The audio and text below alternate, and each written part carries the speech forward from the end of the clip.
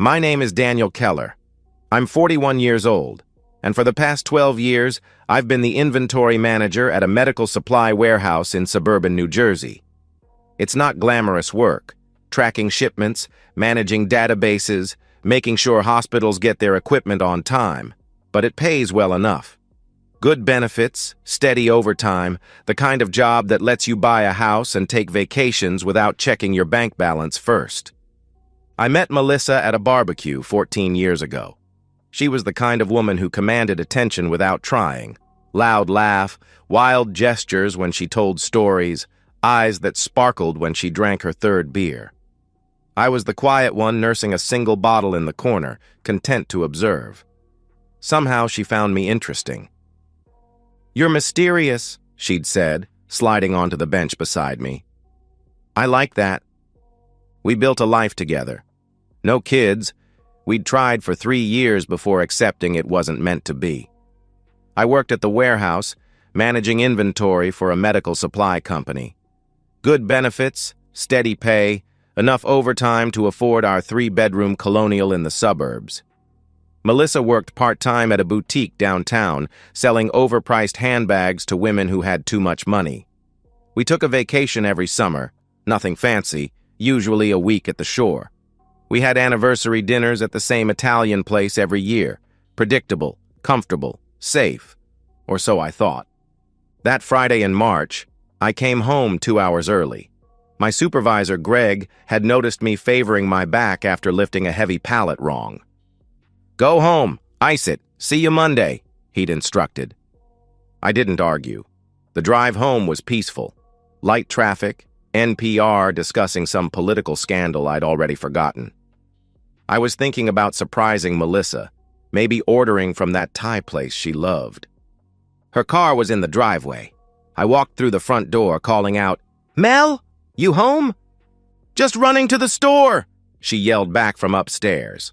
I heard her footsteps, quick and purposeful, then she appeared at the top of the stairs. Her hair was perfect, too perfect for a lazy Friday afternoon.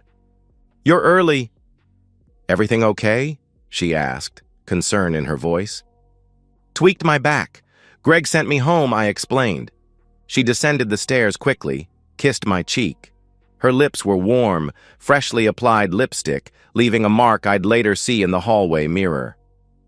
"I'll grab some ibuprofen while I'm out." "Need anything else?" she offered. "I'm good," I replied. She grabbed her purse, keys jingling. "Back in 20?" she called out cheerfully. The garage door rumbled closed. I stood in the hallway, something nagging at me. The house smelled different. Not bad, just different. Cleaner, maybe. Like she'd been using that expensive fabric spray she saved for when her mother visited. I walked upstairs heading for our bedroom to change. Had to pass the guest room to get there. The door was ajar, unusual since Melissa kept it closed to keep the dust out. I pushed it open. The bed was made. Military corners, hospital tight, decorative pillows arranged just so. Fresh sheets. I could smell the detergent. The cream-colored ones with the tiny flowers, her favorite set. My stomach dropped. We hadn't had guests in 4 months. Not since Melissa's college roommate visited for Thanksgiving. I'd changed those sheets myself afterward. Replaced them with the plain blue set. Those sheets should still be on this bed. I walked closer, ran my hand along the comforter. Smooth, cool, recently ironed. The trash can beside the nightstand was empty, but a new bag had been placed inside. The surface of the nightstand gleamed. No dust. The alarm clock that usually sat there had been moved to the dresser. I heard the washing machine running downstairs. In the basement, I found the blue sheets stuffed inside, already mid-cycle. The dryer held 2 bath towels I didn't recognize. Dark gray, plush, definitely not from our linen closet. 20 minutes. She'd said 20 minutes. I went back upstairs, sat on our bed, and waited.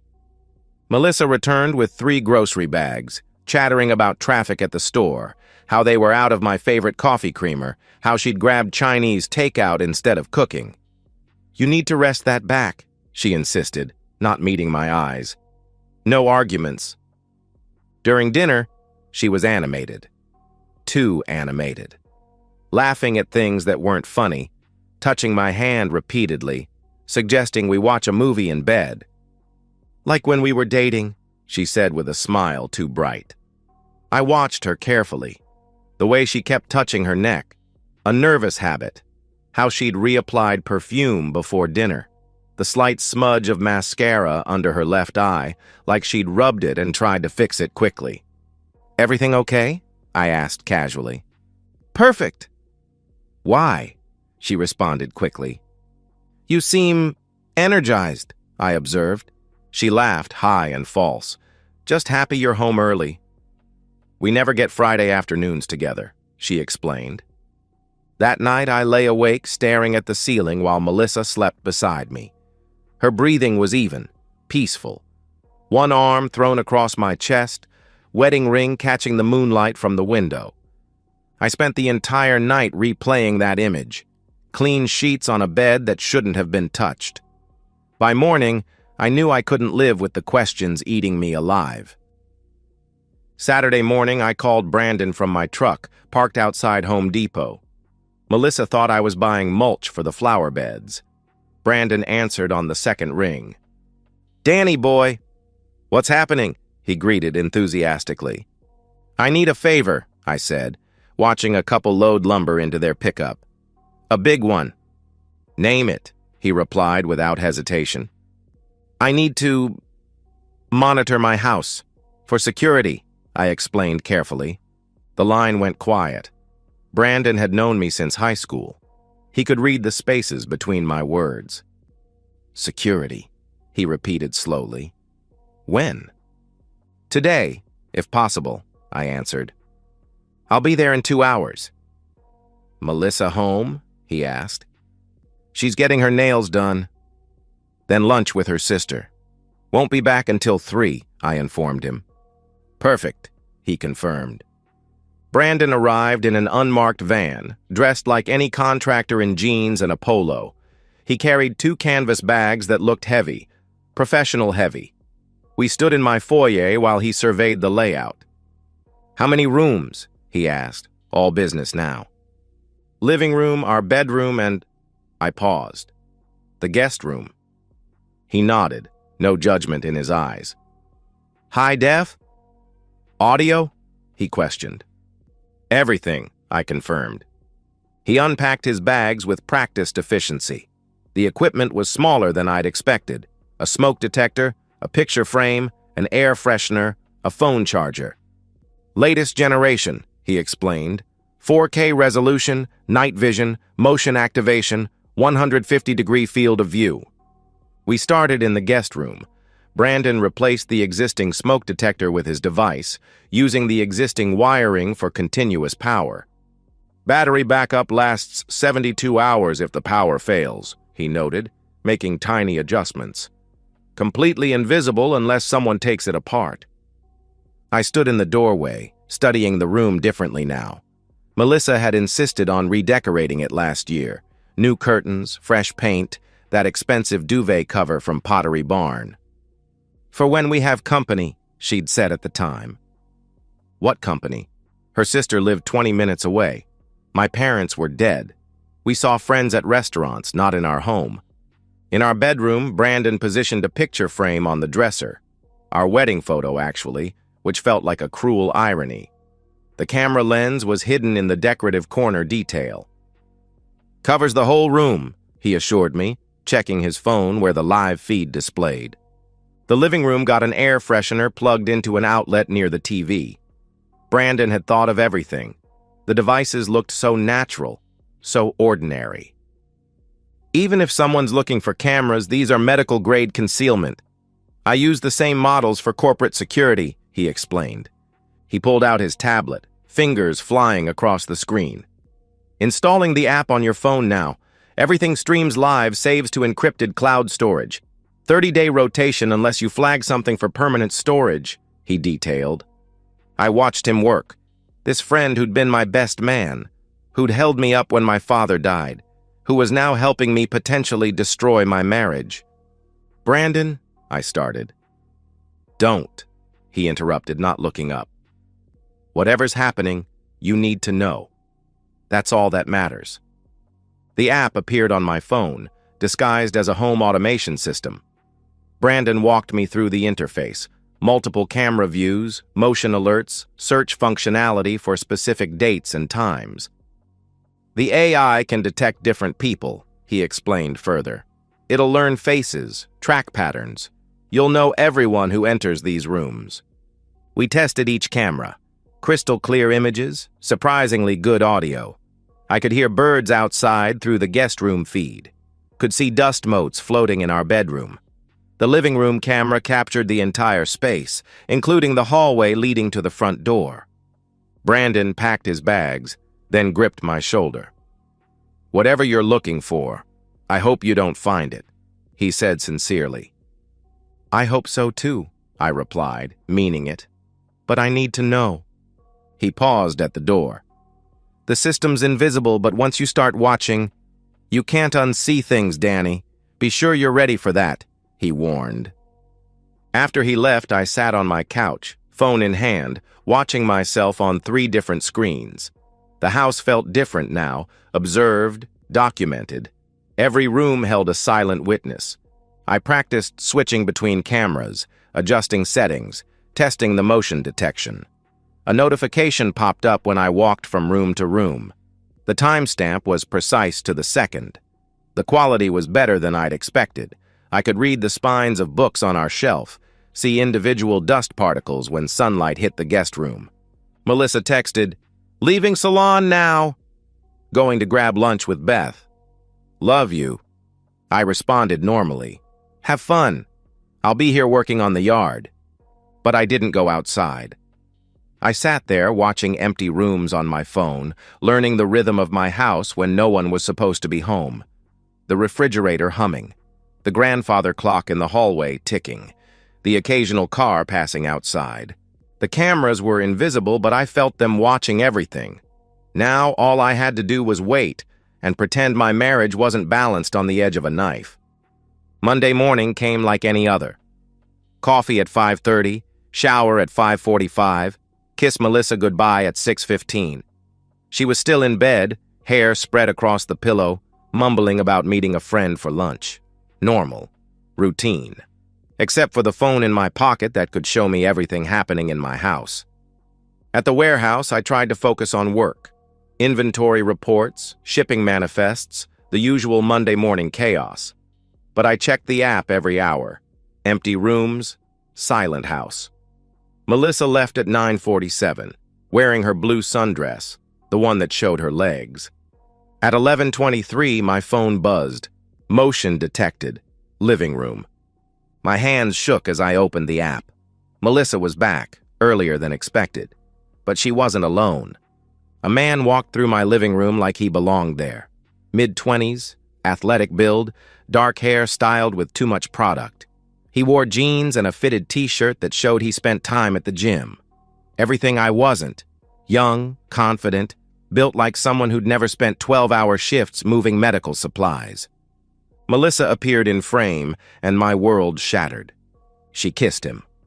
Not a greeting kiss. Not a friendly kiss. The kind of kiss she used to give me when we were young and hungry for each other. Her hands in his hair, his arms around her waist, bodies pressed together like they were trying to merge into one person. They laughed about something. I had the audio on but couldn't process words, just sounds. She took his hand, led him toward the stairs. The living room camera lost them, but I knew where they were going. I switched to the guest room feed. They entered together, Melissa already pulling her sundress over her head. The boy, that's what he was, a boy, had his shirt off before the door closed. They fell onto the bed, onto those fresh sheets I'd discovered 3 days ago, and I watched my wife become someone I didn't recognize. She was alive in a way I hadn't seen in years, passionate, aggressive, making sounds I thought she'd forgotten how to make. The boy knew exactly what to do, where to touch, how to move. This wasn't their first time. They had a rhythm, a familiarity that spoke of practice. "Family emergency," I told Greg, already heading for my truck. I have to go." The drive home took 23 minutes. I watched at red lights, unable to look away. They'd moved from the bed to the dresser, then back to the bed. Melissa's face was flushed, ecstatic, younger looking than she'd seemed in months. I thought about calling, warning them, giving them a chance to scatter like roaches when the lights come on. Instead, I drove in silence, letting rage build with each mile. The baseball bat was in the garage, left corner, behind the rakes. A Louisville Slugger from my brief attempt at joining the company softball team 3 years ago. The weight felt good in my hands. Solid. Real. I entered my house quietly. Could hear them upstairs. Laughter, movement, the rhythmic squeak of bed springs. My footsteps were silent on the carpeted stairs. 14 steps up. Turn right. 3 doors down. The guest room door was cheap, hollow core, builder grade. It exploded inward when I kicked it. Melissa screamed. The boy scrambled backward, tangled in sheets, eyes wide with terror. I stood in the doorway, bat in hand, taking in the scene. My wife, naked and vulnerable. The boy, pathetic and small despite his muscles. The room that smelled like intimacy and betrayal. "Daniel!" Melissa shrieked. "This isn't... I can explain!" The boy tried to bolt past me. Bad decision. The bat caught him in the ribs, not full strength, just enough to drop him. He gasped, crawled toward his clothes. I let him grab his jeans, his shirt, didn't stop him from stumbling toward the door. "Run!" I commanded. He ran. Down the stairs, through my living room, out my front door. No shoes, no underwear, shirt clutched to his chest. The last I saw was his car, a red Honda Civic, peeling out of my driveway. Melissa was sobbing, pressed against the headboard, sheet pulled to her chin. "Danny, please let me explain," she begged. "Don't," I cut her off. I set the bat against the wall, pulled out my phone. "Want to see something interesting?" I showed her the feed from the past hour.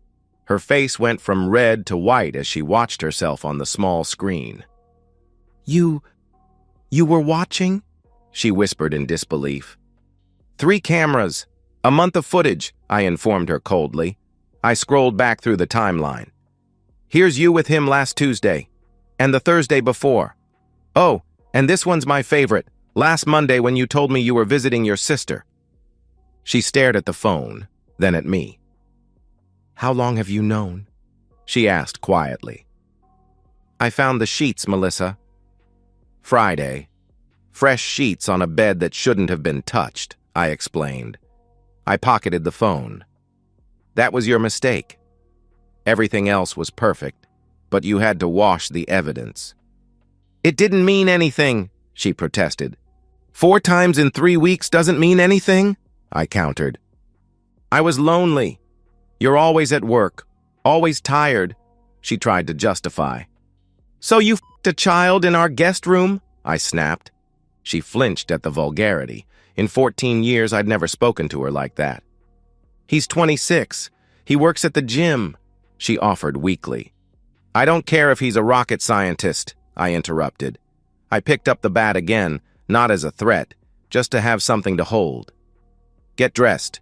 Pack what you need. You have 1 hour." "Danny, please. We can get counseling. I'll end it. I'll never," she pleaded desperately. 1 hour, Melissa. After that, I call your sister, your mother, your boss at the boutique. Everyone gets to see the videos, I stated firmly.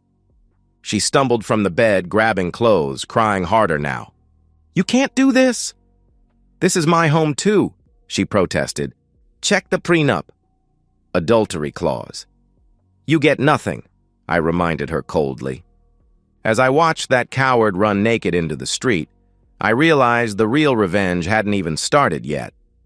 Melissa was about to learn what 14 years of loyalty was worth. Melissa tried everything over the next 3 days. Tears, anger, bargaining. She showed up at the warehouse during my lunch break, mascara streaking her cheeks, begging for another chance. Greg had to escort her out. She sent dozens of texts, apologies, accusations, threats of self-harm. I responded to exactly one, "Don't lie." I knew the truth when I found those sheets in the washer. That was the moment you gave yourself away. Wednesday morning, I met with Patricia Winters, the divorce attorney Brandon had recommended. Her office was all sharp edges and cold efficiency, which suited me perfectly. I laid out the situation, showed her selected footage on my phone. "This is comprehensive," she observed, professional mask not quite hiding her surprise. "The prenuptial agreement you mentioned?" I handed her the document we'd signed 14 years ago, right after our wedding, when Melissa insisted she'd never be one of those women who took a man for everything. "Paragraph 7, Section 3, I pointed out. Patricia smiled, a shark recognizing blood in the water. "In case of infidelity, the cheating party forfeits all claims to marital assets," she read aloud. She looked up. "This video evidence makes it ironclad. She'll get nothing except what she brought into the marriage." "Which was debt from her student loans that I paid off," I added. "Then she gets nothing," she confirmed with satisfaction. While Patricia prepared the divorce papers, I handled the rest. Changed every password. Email, Netflix, Amazon, everything. Canceled her credit cards, removed her from the joint checking account. She'd have access to her own checking account, the one with $847 in it. The gym where the boy worked was easy to find. Melissa had mentioned it. Iron Fit, 6 blocks from her boutique. His name was Tyler Brennan. Instagram influencer wannabe with 3,000 followers and a feed full of shirtless selfies. Engaged to a pretty blonde named Ashley who worked as a dental hygienist. I created an anonymous email account, attached the clearest video clips, and sent them to Ashley with the subject line, "You deserve to know." Then I sent the same package to IronFit's corporate HR department, noting that Tyler had been using his position as a trainer to sleep with married clients. Thursday, Melissa discovered she couldn't access our savings account. The boutique called. Someone had sent them an anonymous tip about an employee's moral character, complete with screenshots. Her boss, a conservative woman who prided herself on running a family-friendly establishment, fired her on the spot. Her sister Beth called me that evening. "What the hell did you do?" she demanded angrily.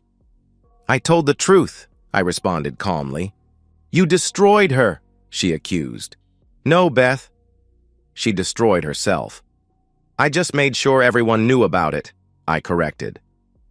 By Friday, the story had spread through our social circle like wildfire. Melissa's college friends, her book club, the women she had wine nights with, they all received a tastefully edited email explaining why I was seeking divorce, with just enough detail to paint the picture. The response was swift and brutal. She was uninvited from a wedding, dropped from the book club, ghosted by friends who didn't want to be associated with a cheater. Tyler lost his job and his fiancée on the same day. Ashley posted a rage-filled story on Instagram, tagging him and ensuring his humiliation was public.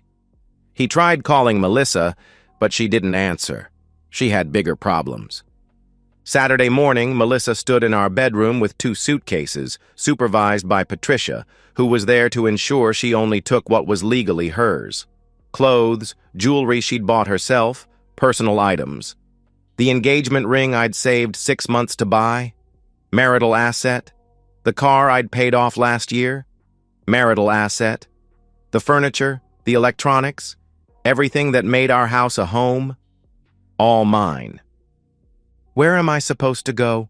she asked plaintively, not for the first time. "That's not my problem anymore," I replied without sympathy. She looked at me then, really looked at me, maybe for the first time in years. "You're enjoying this," she accused. "I'm enjoying the justice of it," I clarified. "I made a mistake," she started. 4 times, at least. "That's not a mistake, Melissa. That's a choice." "Multiple choices," I interrupted. "She found a studio apartment in a sketchy part of town, the only place that would approve her with no job and minimal savings. I knew because she'd had to list me as a reference, and the landlord called to verify she'd lived at my address. 2 weeks later, I heard through Brandon that she'd gotten a job at a discount clothing store, the kind where everything smells like plastic and sadness. The divorce was finalized in record time, uncontested, given the evidence. Melissa showed up to court in a borrowed dress, alone except for a public defender who seemed annoyed to be there. She signed the papers without reading them, shoulders slumped in defeat. I kept the house, the savings, the investments, the good car. She kept her clothes and her shame. The judge barely looked up as he stamped the decree. She tried reaching out through mutual friends afterward. "Tell Danny I'm sorry. Ask Danny if we can talk. Let Danny know I'm getting therapy." I never responded. She was a stranger now, someone who used to live in my house and sleep in my bed. She walked out of our house with 2 suitcases and a broken spirit. I had won completely, so why did victory feel so hollow? 1 year later, I stand in what used to be our guest room, now my home office. The bed is gone, replaced with a desk where I manage the online business I started 6 months ago. Turns out, years of inventory management translate well to e-commerce. I'm making more money than I ever did at the warehouse, and I set my own hours. The cameras are still there, the smoke detector, the picture frame in my bedroom, the air freshener in the living room. Not because I'm paranoid, but because they've become part of the house's architecture, silent witnesses to a life rebuilt. Melissa works at dollar discount, according to Beth, who still calls occasionally to guilt me. 30 hours a week, no benefits, living paycheck to paycheck in that studio apartment. She's dating someone new, a co-worker who drives a beat-up Corolla and has 2 kids from a previous marriage. A far cry from Tyler the gym rat. I've started dating again, nothing serious yet. Coffee dates, dinner occasionally. A woman named Sarah from my business networking group seems interested. She's divorced too, caught her husband with his secretary. Such a cliché. We laugh about it sometimes, 2 survivors comparing war stories. The house feels different now, lighter. I replaced all the furniture Melissa had chosen, painted the walls colors I actually like. The living room is darker, more masculine. The kitchen has proper equipment now, not just decorative items. It's my space entirely. Tyler moved to another state, according to his abandoned Instagram. His engagement ended, his fitness influencer dreams crushed. Sometimes I wonder if he thinks about that day, about the baseball bat and the running and the consequences. Probably not. Boys like him never learn. Brandon comes over for beer and football most Sundays. He never mentions the cameras or asks about that day. We've reached an understanding. Some things are better left in the past, even when they're recorded in 4K resolution. I sleep well now. No tossing, no turning, no wondering. The king-size bed is mine alone, and I spread out like a starfish, taking up all the space I was always too polite to claim. The sheets are always clean because I wash them myself, on my schedule, navy blue ones that I chose. Sometimes I think about those 14 years. The barbecue where we met. The wedding where Melissa cried happy tears. The vacations, the anniversaries, the quiet moments that seemed meaningful at the time. It all feels like someone else's life now, a movie I watched once and barely remember. The truth is, I don't miss her. I miss the idea of her, the person I thought she was. But that person never existed. The real Melissa was someone who could smile at me over breakfast, kiss me goodbye, then spend her afternoon a stranger in our guest room. That's who she always was. I just couldn't see it. Some men might call it ruthless. I call it justice. And I've never slept better. And so, we've reached the end of today's story. Was it what you expected, or did it take a twist you didn't see coming? I'm curious to hear your thoughts. Share them in the comments below, and let's get a conversation going. If this story kept you hooked, make sure to hit that like button. And if you're new here or just haven't subscribed yet, now's the perfect time to join our community. I bring you fresh, captivating stories every day, so click that subscribe button and turn on notifications so you never miss out. Thanks for watching, and I'll see you in the next one.